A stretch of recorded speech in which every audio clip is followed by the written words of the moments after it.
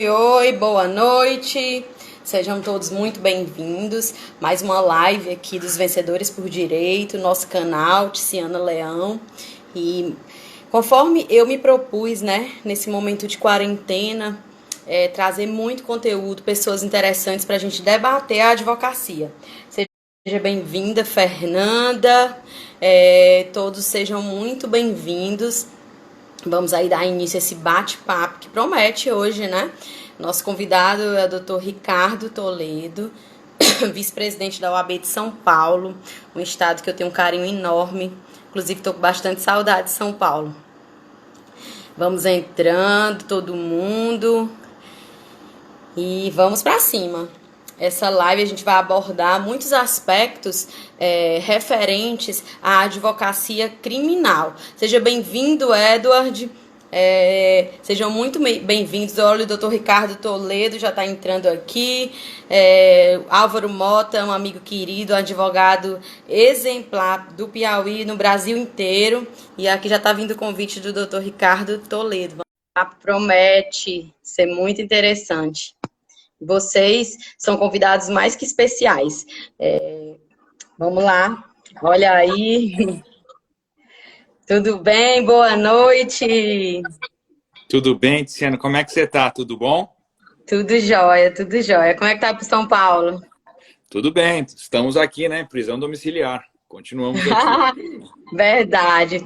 Eu estava aqui dando boa noite para todos, para nossa audiência, né? Muita gente legal, Álvaro Mota, pessoal de Guaíra, a advocacia toda aqui presente. Muita gente confirmou presença para te ouvir, para te ver. Desde o início dessa quarentena, eu me dispus a quase que diariamente nutrir com conteúdos relevantes e a minha forma de contribuir e também de aprender, né? Quando a gente entra nessa dinâmica, a gente acaba aprendendo. E eu vou deixar para você se apresentar, né? Muita gente já te conhece, mas algumas pessoas talvez possam ainda não te conhecer. Se apresenta aí para a gente. Obrigado, Tiziana. Em primeiro lugar, eu queria agradecer imensamente a gentileza do seu convite. Muito legal o trabalho que vocês fazem aí do coaching jurídico. Tem um trabalho bastante reconhecido. Nós temos aqui também em São Paulo a comissão de coaching jurídico, que é muito bem conduzida pelo querido Fernando Borges.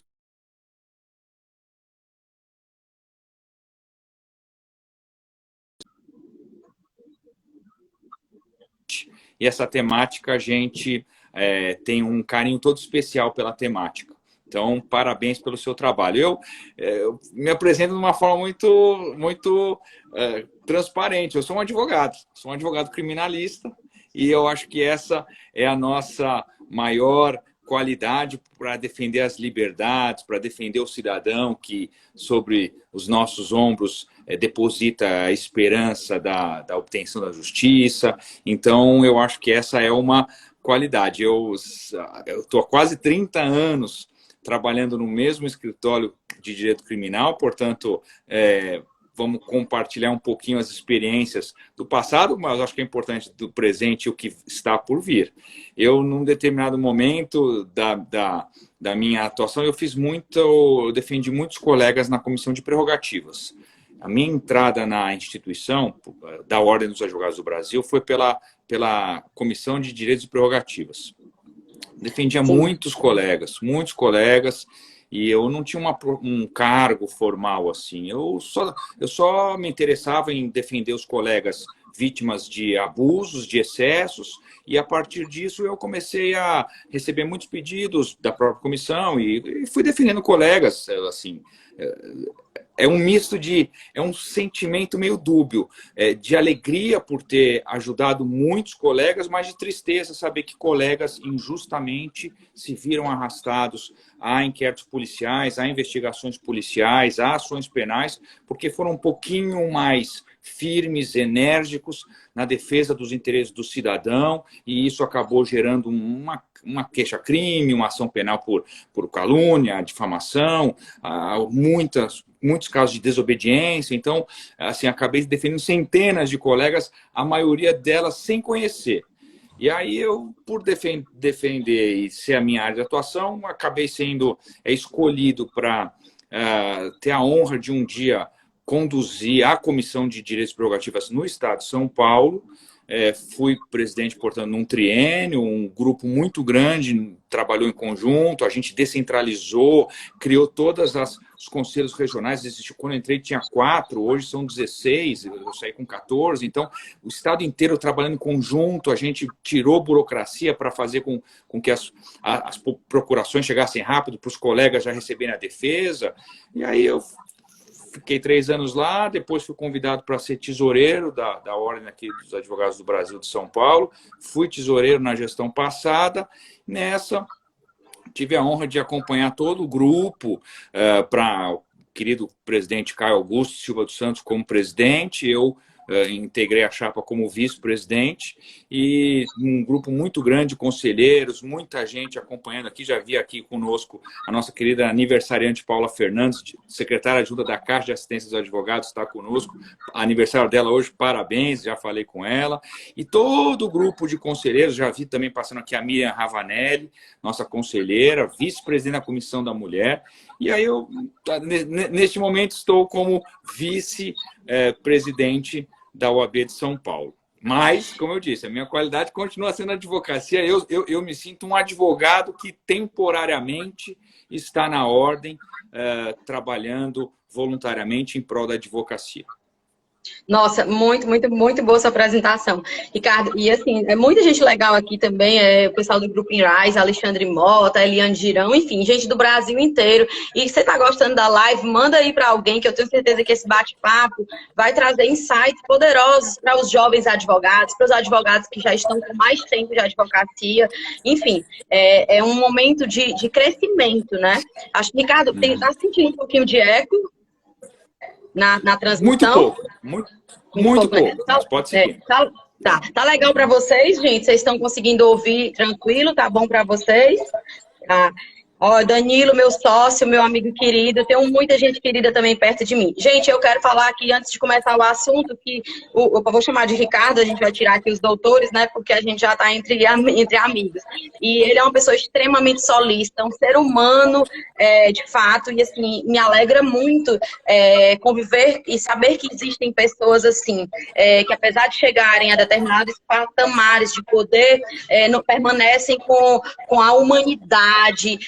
Quando eu fui no seu escritório, a gente nem se conhecia, você me recebeu de forma muito solícita.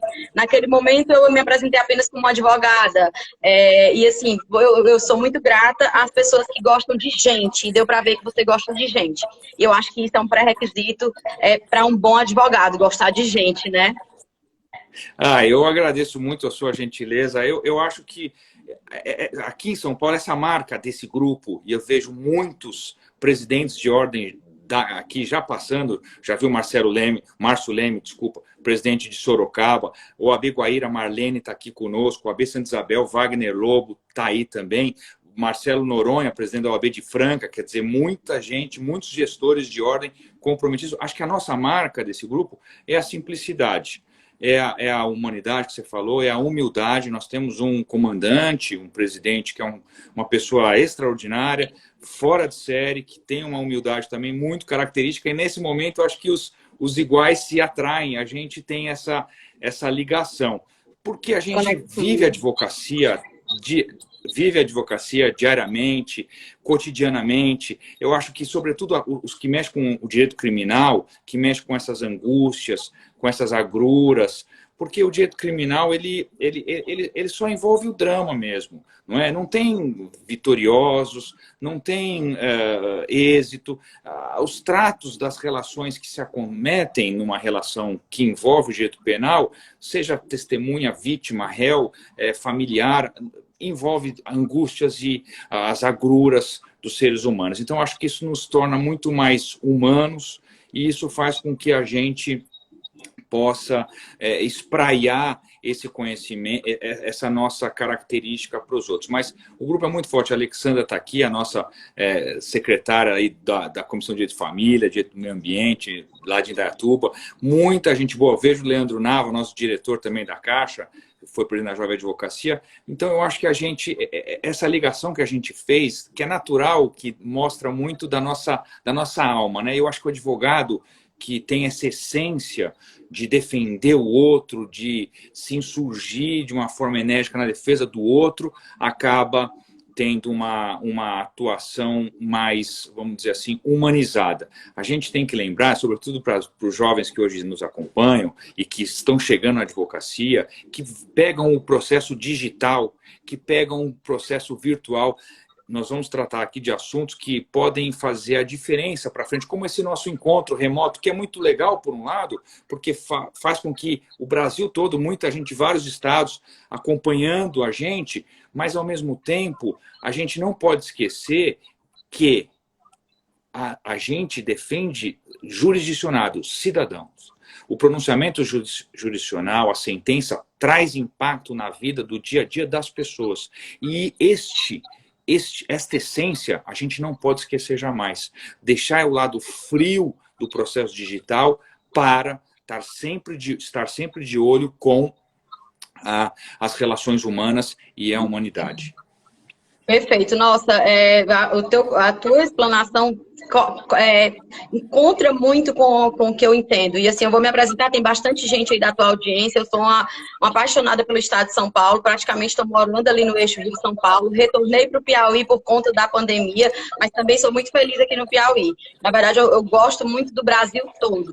E para quem não me conhece, eu sou Tiziana Leão, tenho aí 13 anos de advocacia e recentemente recebi a missão de estar na comissão de coaching jurídico lá em Brasília, como secretária geral adjunta, sou coach integral sistêmico, sou advogada militante, não tenho advocacia só como... Eu vivo de advocacia, na verdade. Sou mentora de advogados e sou uma grande entusiasta de ver as pessoas crescerem, de ajudar as pessoas a ganharem dinheiro, viverem de advocacia. E eu acho que quando a gente conversou naquele dia no seu escritório, eu me senti muito acolhida, porque você foi muito receptivo com essas demandas que é do estado de São Paulo, é do estado do Rio de Janeiro, é do Nordeste, é do Norte, é do Sul. O advogado, ele precisa se imbuir de muitas características para que ele não caia na evasão. E algo que a gente está falando agora que parece simples, é muito complexo. Você gostar de gente, gostar de ser humano, entender que você vai precisar se conectar com uma pessoa. Ainda que seja uma empresa, ela é gerida por alguém, por um ser humano. E essa é uma grande característica das pessoas que dão certo na vida, né? Os advogados por excelência. Nós precisamos ser um pouco termos habilidades em diversas áreas e se conectar com profundidade com o cliente é um diferencial absurdo. Ser humano nesse momento já é por si só um grande diferencial. É verdade. Eu endosso totalmente. Tem muita gente querida aqui conosco. Eu acabei de ver aqui 2 tesoureiros da Ordem da Caixa, a querida Raquel Preto e o Dr. Rodrigo Canelas também está aqui. Estou vendo a Rose Molitor, nossa conselheira seccional lá de São Caetano do Sul. Débora Moral passou aqui também, a presidente da Comissão do Refugiado. Eu acho que essa nossa missão da advocacia, né, o João Paulo, nosso vice de Sorocaba, essa semana tem uma live lá em Sorocaba também. Eu acho que a formação da advocacia, do advogado, conversar uma vez com a presidente da Comissão de Departamentos Jurídicos, que dizia que todos os advogados deveriam sentir como é uma atuação na empresa, em empresas. Ela me disse isso uma vez. Eu falei, olha, eu acho que tudo bem, mas eu acho que todo advogado deveria sentir como é um ambiente de presídio, por exemplo. Um ambiente de privação de liberdade, um ambiente em que o ser humano, tirando a vida, porque não existe a pena de morte no Brasil, mas tirando este bem maior, a privação de liberdade é algo que nos afeta e que nos comove. Eu nunca neguei isso. Todo mundo fala que os médicos e os advogados não podem se envolver, não podem gerar as emoções. Eu sempre tentei dissociar, mas eu não consigo. Acho que a gente acaba muito envolvido com a família e com o caso. É algo que nos angustia, porque muitas vezes você percebe um certo excesso, você percebe um exagero. Nos casos em que é possível encontrar alternativas fora da prisão, porque daí a gente vai entrar numa discussão entrando no criminal, mandando um abraço para o meu querido Benito Rosalém, presidente da OAB de Leme, passou também aqui a Nicole, a nossa a Capovilla, presidente da Comissão da Jovem Advocacia de Campinas. Você vê quantas cidades nós estamos citando Nossa, enquanto a gente vai... eu tô assim, já não vejo a hora de circular o estado de São Paulo inteiro. Eu amo o estado de São Paulo. As minhas amigas, a Juliana Gentil Tucunduva está aqui também, a querida Yun Panelli, a Yun Kim está aqui também. Eu queria dizer o seguinte, então, seguindo essa linha, a nossa formação faz com que a gente tenha este lado. O juramento da advocacia, que muita gente se esquece.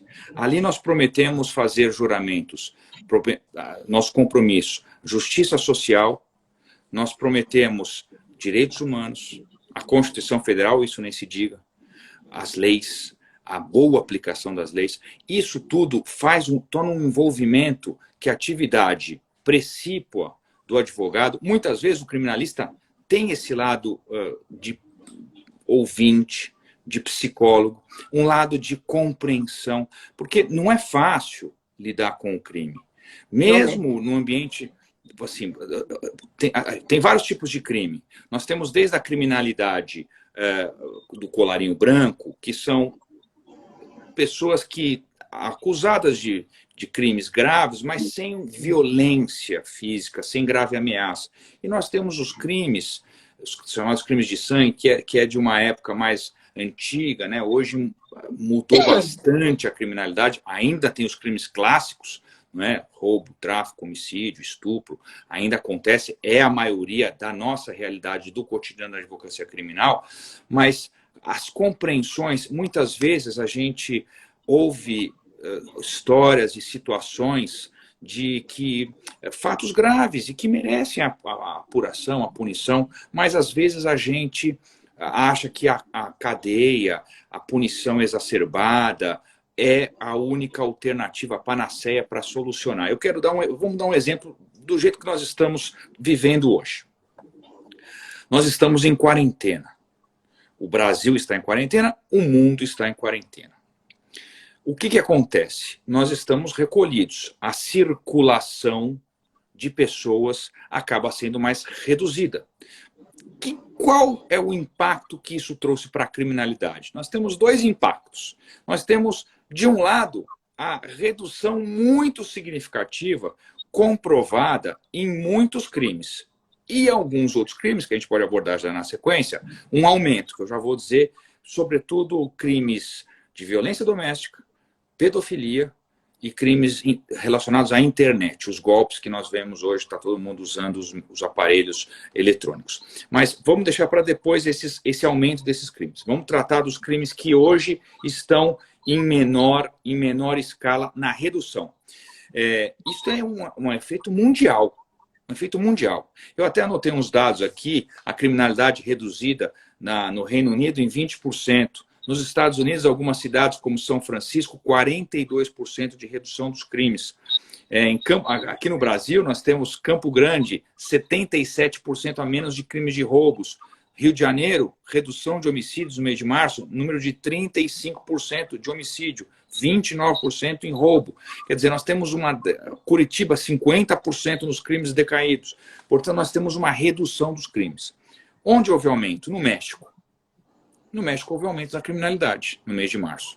E aí as pessoas vão se perguntar por que aconteceu este aumento. A resposta é simples. O México não fez a quarentena como os outros países fizeram. O que isso significa para o efeito de direito penal? Significa que o direito penal não é a solução como política pública primeira para a solução dos conflitos da sociedade. Não é. Veja que não mudou lei, não houve aumento de inteligência policial, não houve aumento de reprimendas penais, de excessos de penas, mas nós tivemos, nesse momento da quarentena, um recolhimento. Isso fez com que, naturalmente, os números caíssem. Este exemplo a gente pode aplicar para todas as situações. Por exemplo, os crimes hediondos, que nós tínhamos e ainda continuamos tendo um número significativo de crimes hediondos, a despeito da lei que tornou mais severa a punição para determinados delitos. Portanto, o que nós consideramos? consideramos que a lei penal, por si, ela não serve para intimidar o infrator. Não serve. O que estimula a audácia do infrator é exatamente a certeza de que as autoridades policiais investigativas não o alcançarão. Esta é a diferença. Que nos países civilizados há essa certeza de que o risco de você ser descoberto é muito maior. Veja os sequestros. Nós tínhamos um número significativo de sequestros aqui em São Paulo, sequestro relâmpago, sequestro com cativeiros.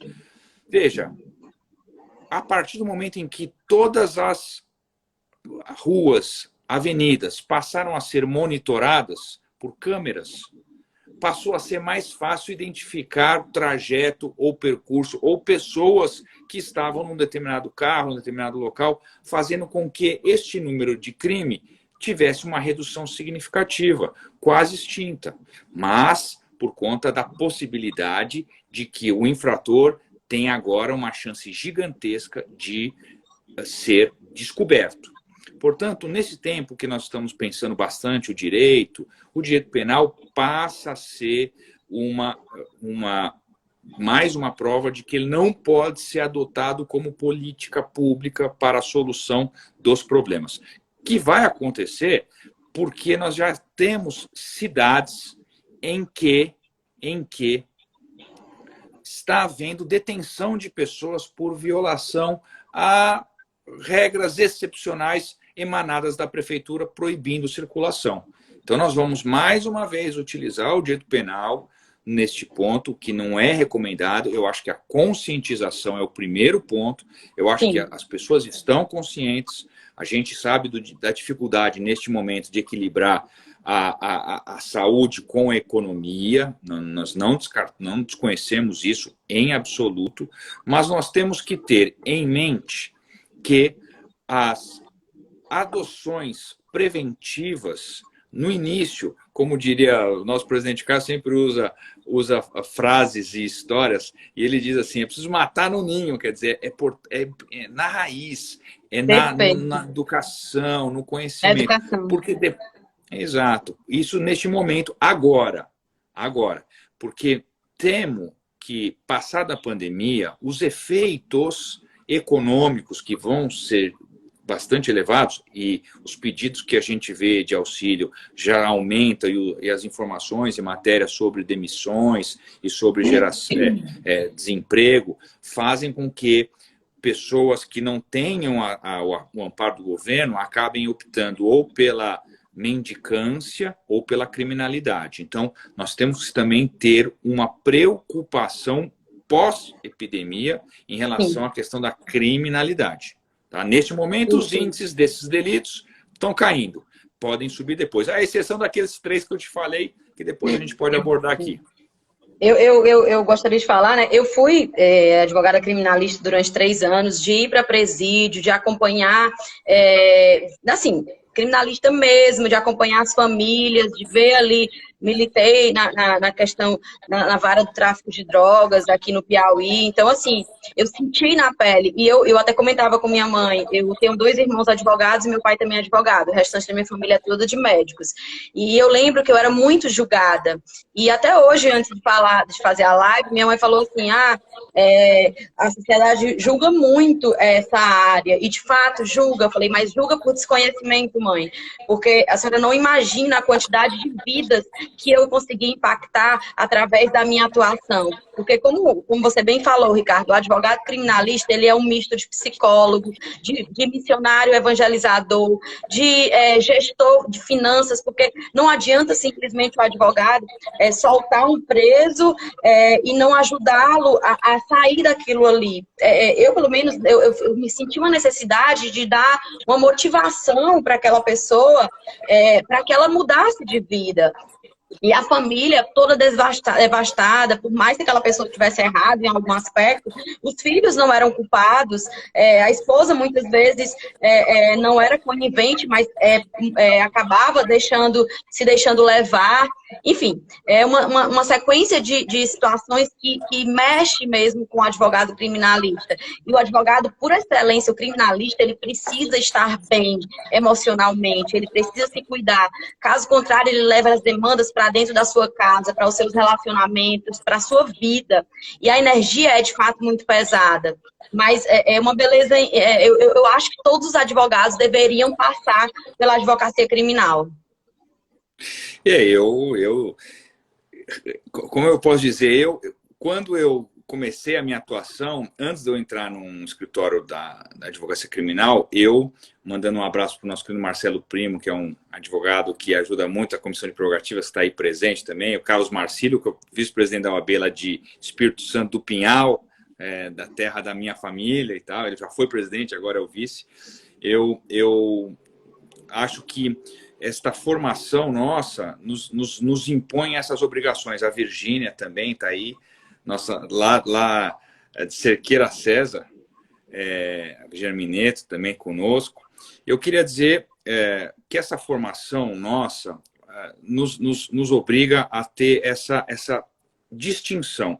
É difícil, é como médico, você ter a sua atuação e lidar com a morte constantemente. Hoje a gente tem visto aí que alguns médicos, já vi entrevistas, estão já se deparando com essas dificuldades de leito em que obrigam a optar para qual vida salvar, quer dizer, algo que o médico não é formado para isso, ele é formado para salvar vidas e não para fazer esse tipo de escolha. A gente viu o drama italiano, que foi muito triste, muitos médicos falando desse drama, que é algo difícil de superar.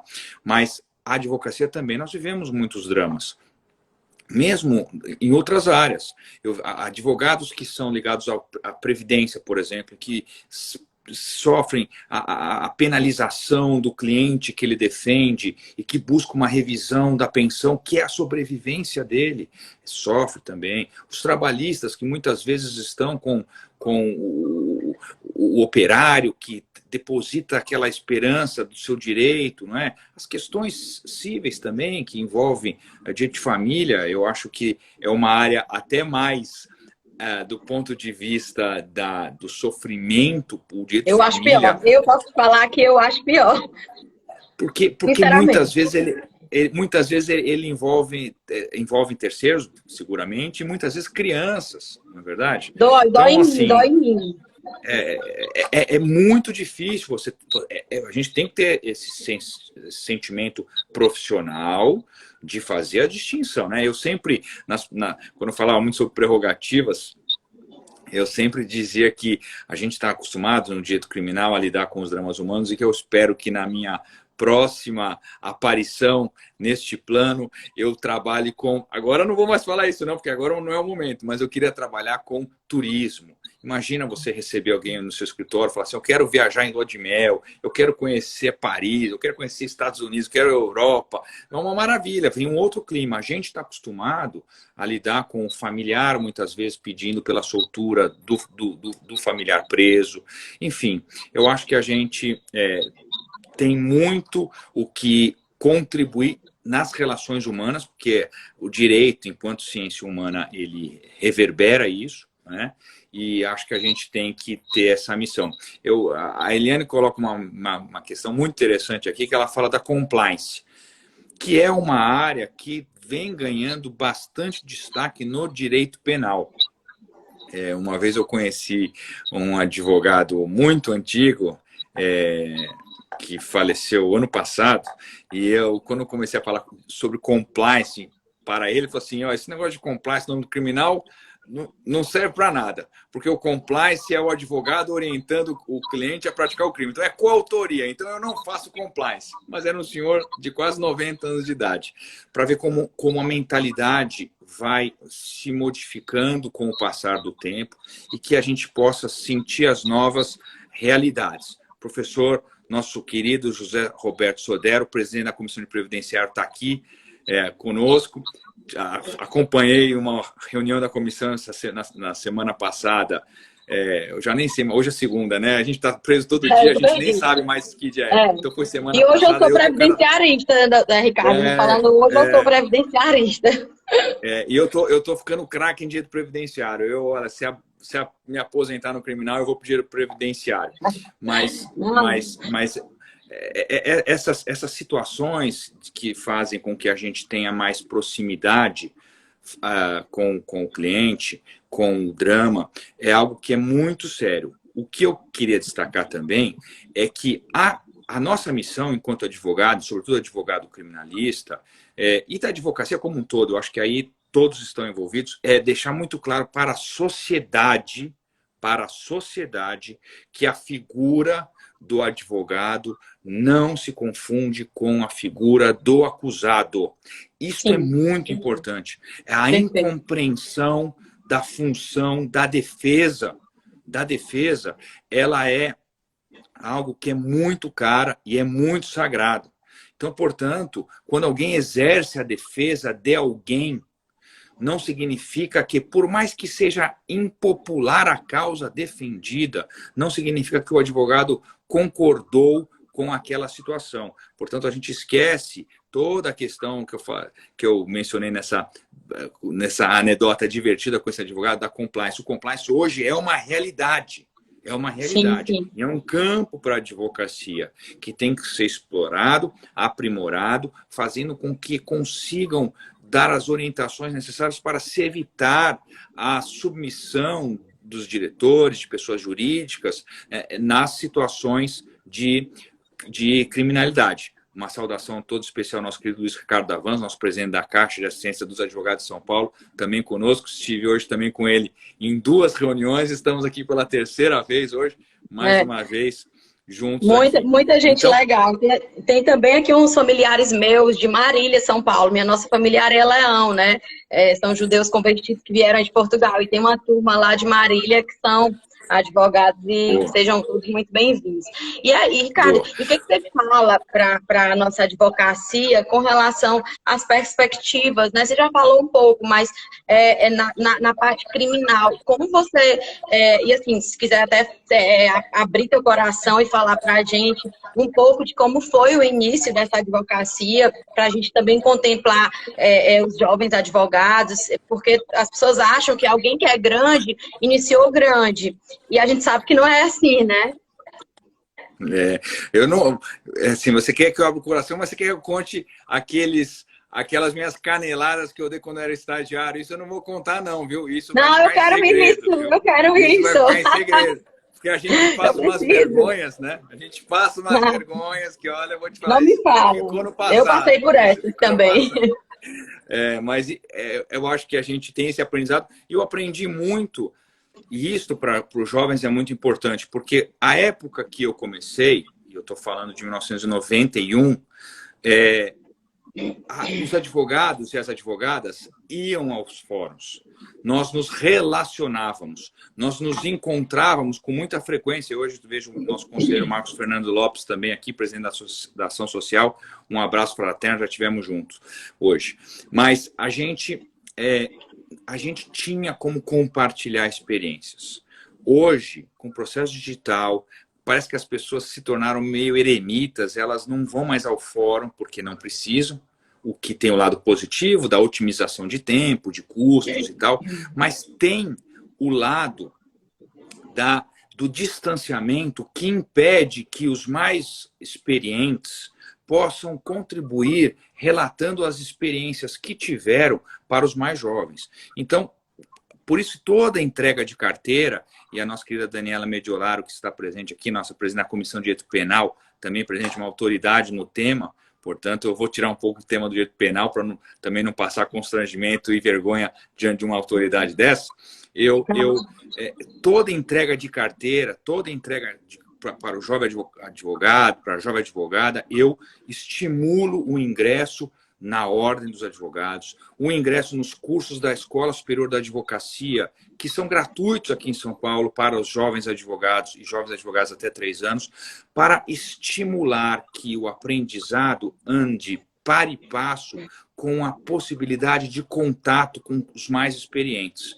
Isto é muito importante. Aquele que pega a sua carteira e vai montar o seu escritório isoladamente, ele encontra muitos desafios. Desafios desde o primeiro momento. Desde como fazer uma petição eletrônica, desde como anexar, porque hoje nós temos, o STJ tem um sistema, o TJ tem um sistema, o TRT tem um sistema, o Federal tem um sistema, o Supremo tem outro sistema. É uma confusão que isso inviabiliza, muitas vezes, desestimula aquele que está começando. Nós temos todos os problemas em relação ao dia a dia da administração de um escritório. A pessoa sai jovem de uma banca acadêmica e depois vai montar um escritório. Tem toda a dificuldade do dia a dia de gestão de pessoas, de contabilidade, as questões tributárias, que é um ramo absolutamente complexo, que eu entro no simples, eu faço isso, eu tenho a sociedade de advogado, tem tudo isso. Então, a gente procura na ANAESE, no Departamento de Cultura, do Alexandre Rolo, que é o presidente, fazer estes cursos que são orientações básicas, que eu sinto uma carência, uma necessidade dos jovens acompanharem e receberem, sem dúvida, sem dúvida. A Nicole, que está conosco, da Jovem Advocacia, ela tem uma grade de um curso muito qualificado, que está lá na Escola Superior de Advocacia, para a gente fazer muito bom, porque ele dá o beabá. O acadêmico, ninguém sai formado advogado. Nós não mesmo. saímos formados em direito, não é? Formados em direito, nós não saímos advogados. Então, há uma diferença. Não, desculpa, te cortei. Vai, continue. Não, fala.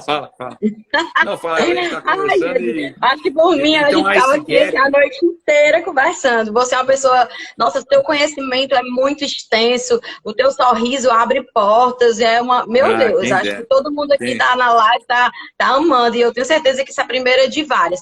Gente, e o que o Ricardo está falando é algo tão interessante, que a grade curricular acadêmica no Brasil, ela é muito falha. Nós saímos... formados em direito, mas a gente não sabe nada de empreendedorismo, a gente não sabe onde ficam os órgãos da justiça, a gente não sabe marketing, a gente não sabe gestão, a gente não sabe, inclusive, sobre autoliderança.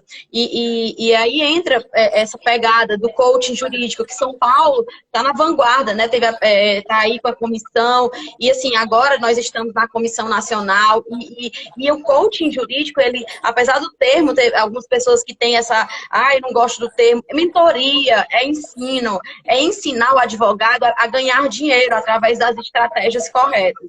E assim, eu aproveito para dizer, né, que a convite do Ricardo, eu me tornei palestrante do hall da OAB de São Paulo, mas pelo amor de Deus, eu fico assim, feliz, ouvir ele falar, eu quero um dia ficar ouvindo ele falar assim no seminário inteiro. Que nada, você é minha amiga, eu procuro só falar com o coração e contar as histórias que nós passamos. Então, eu mencionava essa questão aí desse aprimoramento, e isso é muito importante.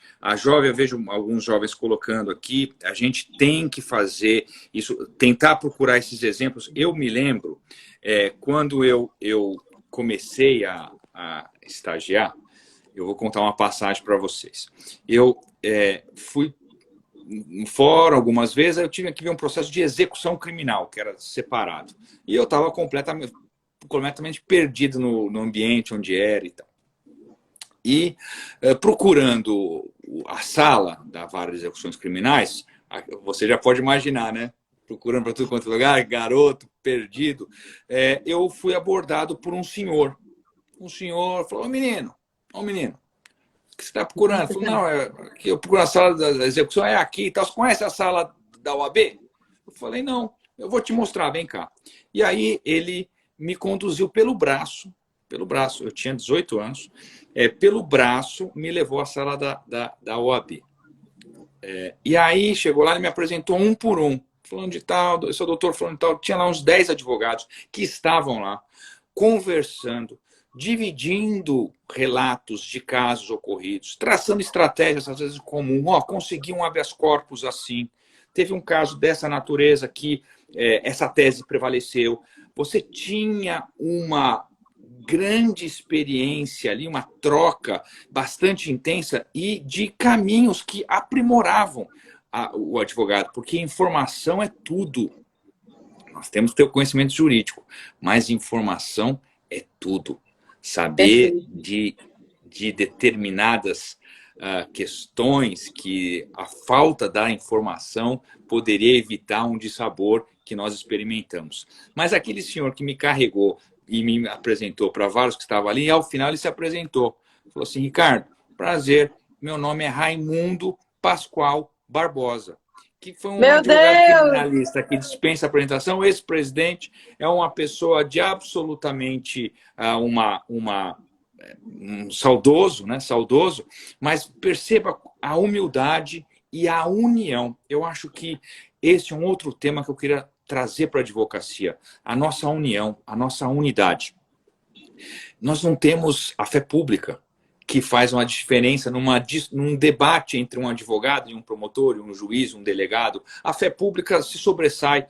Quer dizer, se qualquer oficial de justiça certificar o maior absurdo e nós formos contestar, nós temos a tal da fé pública. É igual um guarda de trânsito que olhar para você e falar assim, estou lhe dando uma multa porque você não está de cinto de segurança. E você está, você não consegue reverter essa multa. Porque a fé pública é quase que inabalável e que, portanto, não há contestações. E aí a advocacia tem que ter em contrapeso também um elemento para enfrentar esse tipo de arroubos.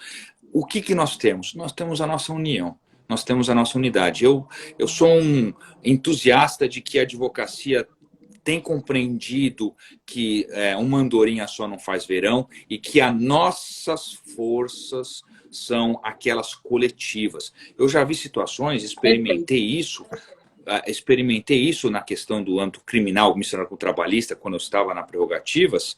O que acontece? Eu vi um caso em que um juiz deu voz de prisão para uma advogada. O Marcelo Primo, que está aqui conosco, que é bastante experimentado na prerrogativa, sabe. E aí, os advogados que acompanhavam a audiência sentado por fora se insurgiram. Não, mas não pode, porque tem razão, a colega tem razão, a advogada, eu também testemunhei. 4, 5, 6 advogados se reuniram. Não é bem isso. O juiz foi lá e recuou. Opa, aqui tem muita testemunha, tem muita gente aqui, não, então vamos resolver e tal, não é mais voz de prisão, não, então vamos acertar. Quer dizer, isso chegou na comissão de prerrogativas, isso chegou. Então, por exemplo, a gente percebe que são muitos os exemplos que demonstram que quando a gente se une em torno de um propósito, o sucesso é muito mais palatável. Não é? São diversos exemplos, por exemplo, de juízes em comarcas que a advocacia inteira se reúne e fala, esse juiz faz isso, faz aquilo, faz isso, faz aquilo. Quer dizer, a corregedoria chega lá, nós temos elementos, assim, um mar de advogados que não estão lá gratuitamente reclamando. Existe uma veracidade, existe um fundamento para aquilo. E meu grande temor é que com a digitalização, a virtualização, esses momentos que são positivos, que nós estamos reunindo aqui, gente dos advogados do Brasil todos, mas que para aqueles que não se interessem em vir para a sua entidade de classe ou defender a sua profissão, torna esse distanciamento cada vez maior e aí haja o enfraquecimento. Nós somos 1.200.000 neste país. 0,5% da população é composta de advogadas ou advogados. Se nós pegarmos só os números dos cursos superiores, 7% dos formados em instrução superior foram bacharéis. Vieram e são para a advocacia e para os campos do direito. Então, acho que isso tem que ser algo muito, muito, muito bem batido. Trabalhado, né? Trabalhado. Eu hoje acompanhei muito brevemente, eu queria ver, depois da noite eu vou ver no YouTube, tem o Conselho Federal da OAB está divulgando uma série de palestras sobre direito penal. A Daniela Mediolaro, que está aqui, será uma das palestrantes. Nosso querido presidente Caio Augusto também será outro. O Badaró. Hoje teve o presidente Felipe Santa Cruz, o Dias Toffoli e o Juliano Breda, que é um criminalista também muito reconhecido e valorizado merecidamente.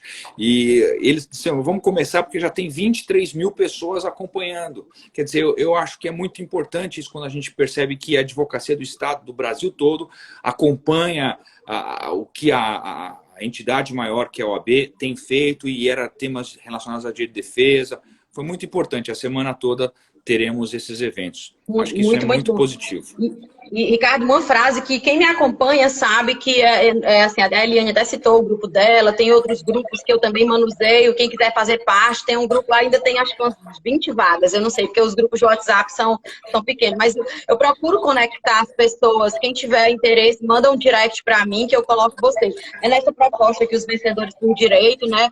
E assim, na verdade, eu falo sempre nisso, o nosso maior concorrente não é o seu colega advogado, é a ignorância do jurisdicionado, porque as pessoas não sabem que tem direito. Não, então, assim, nós não somos concorrentes uns dos outros, isso é sentimento de escassez, e isso só faz depreciar a classe como um todo. Então, assim, olha para o colega advogado como uma pessoa que está na jornada junto, que está vivenciando algo também como você. E o Brasil é gigante, os nichos são diversos, então, assim, não tem por que você ficar brigando por um chiclete com alguém. E é mais ou menos isso, né? E aqui tem muitas pessoas desse grupo, desse movimento, e que eu espero que mais pessoas venham a fazer parte, que a gente possa crescer em quantidade, em qualidade, fazer um movimento bonito, que é a nossa advocacia, que eu acho que cada um de nós pode ser ponto de luz por onde passar. Como você bem falou, né, que a advocacia é uma função relevantíssima. Onde um advogado está, não é para acontecer arbitrariedades, não é para acontecer injustiça. Ali você tem uma voz firme e nós estamos, enquanto entidade, enquanto individual, a gente tem que estar junto, fortalecendo uns aos outros. É verdade, eu assino embaixo totalmente suas manifestações, mandando um abraço para o querido Sérgio Vieira, lá de nosso ex-presidente de Santa Rita do Passa Quatro, você pediu mais referência. A Maíra Hecker está aqui também, de Itapira, nossa secretária-geral, secretária também da Comissão de Direito Eleitoral.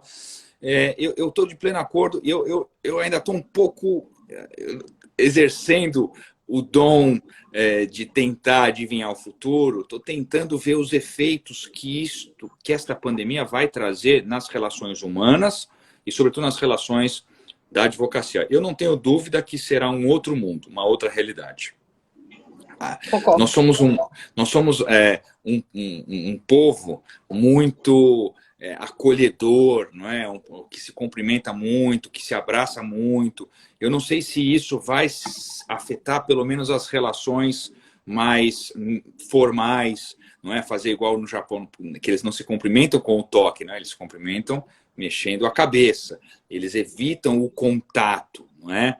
A Simone, que está aqui, nossa querida ex-conselheira, ex-presidente da subseção de Iguape também, tá vendo? Todo mundo acompanhando.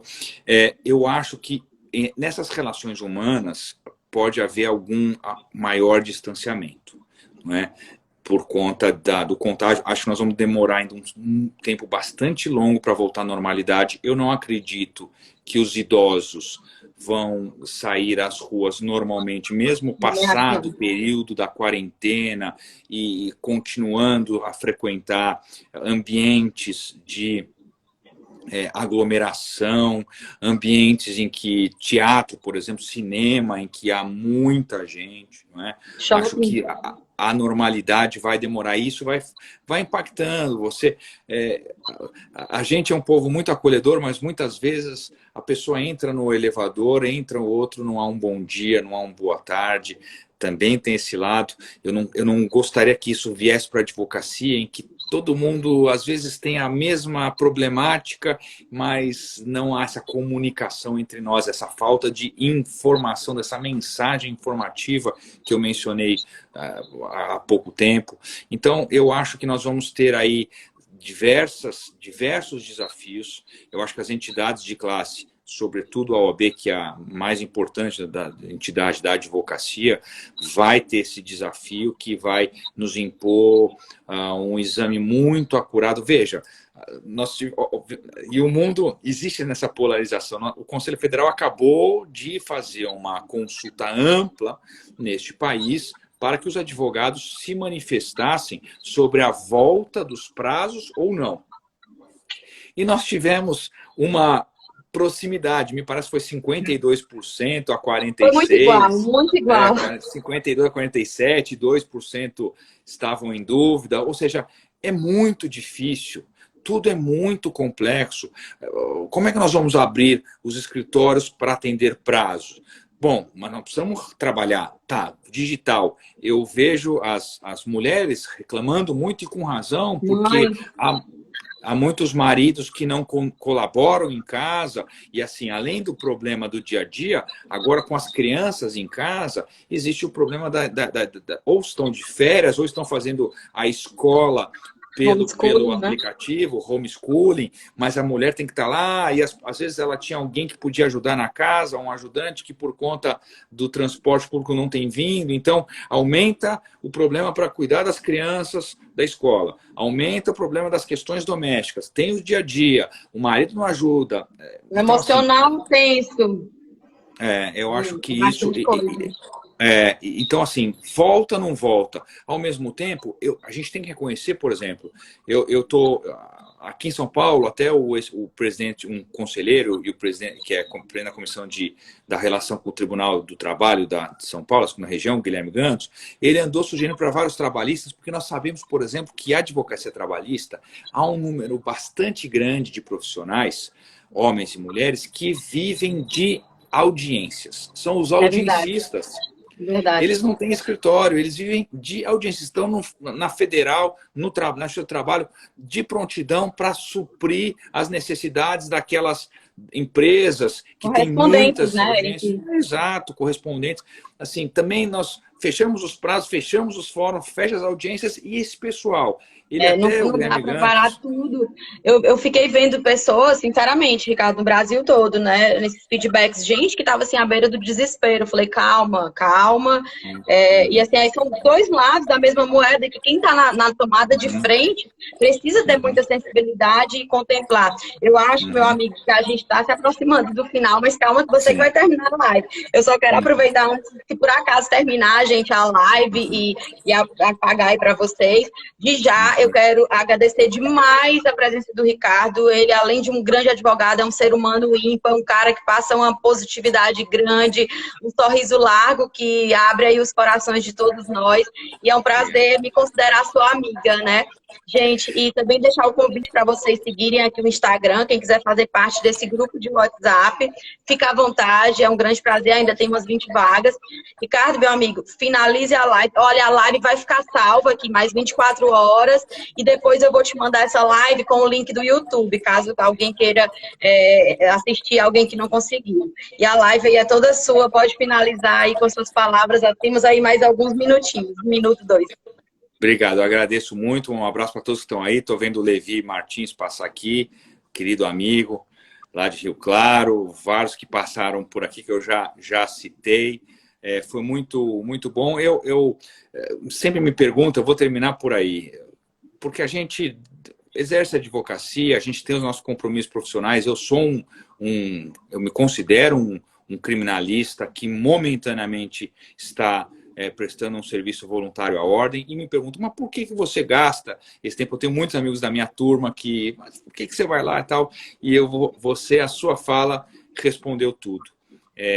A gente procura, ao longo da vida, criar laços de amizade, plantar a semente da paz, do bem, da convivência harmônica, pacífica, mesmo entendendo as diferenças entre todos nós, mas a ordem propicia isso, né? A advocacia, toda em volta da sua entidade maior, propicia que a gente possa conhecer outros profissionais, outros amigos que vão marcar a nossa existência para o resto da vida. E eu sou muito grato por todas aquelas amizades que nós construímos no exercício da advocacia e desempenhando esse papel na ordem em prol da nossa advocacia. Saímos felizes, são muitas as conquistas, depois nós vamos marcar um outro dia para falar sobre a OAB de São Paulo, que fez eu estou no meu quarto mandato enquanto conselheiro, acompanhei diversos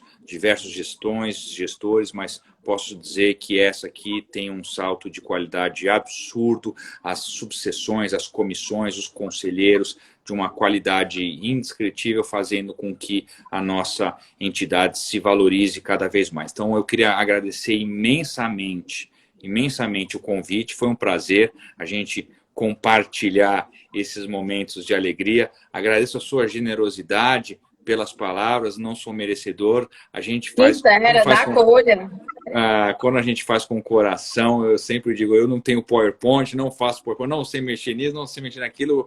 Quando a gente fala, um abraço para o Luciano, que está aqui conosco, o Mazuti, quando a gente fala do coração. Eu acho que aí as palavras saem verdadeiras e a gente reflete isso. Então, fiquei muito feliz em participar, espero voltar outras vezes e parabéns pelo seu trabalho, Luciano. Muito legal na comissão lá do coaching, lá do Conselho Federal. Tá bom? Obrigado. Olha, gente, muito obrigada. Foi uma alegria, assim, é imensurável a contribuição desse bate-papo, né? E acompanhe, amanhã também a gente vai estar aqui com o Ricardo, que é presidente da Comissão de Coaching Jurídico de Santa Catarina, e a gente vai dar continuidade nessa jornada, Ricardo. São Paulo, Paraná, Rio de Janeiro, Piauí, Maranhão, Norte, o Sul, enfim, todos conectados, porque somos advogados e temos uma grande mola propulsora na nossa vida.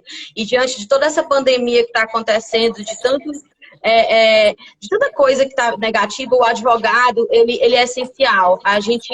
Nós somos pessoas indispensáveis à vida da sociedade.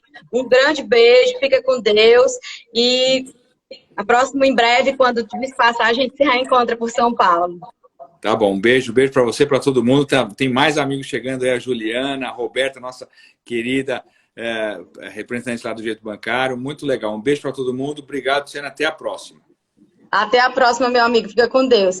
Gente, um abraço também para os vencedores por direito, que aqui ficaram, a turma do grupo, Janaína, Tainá, enfim.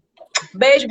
A live vai ficar salva. Se você gostou, envia para alguém, que eu tenho certeza que essa pessoa também vai ter uma luz aí e que a gente viva isso da melhor forma possível, porque não é momento de desespero, é momento de união. Beijo. Tchau.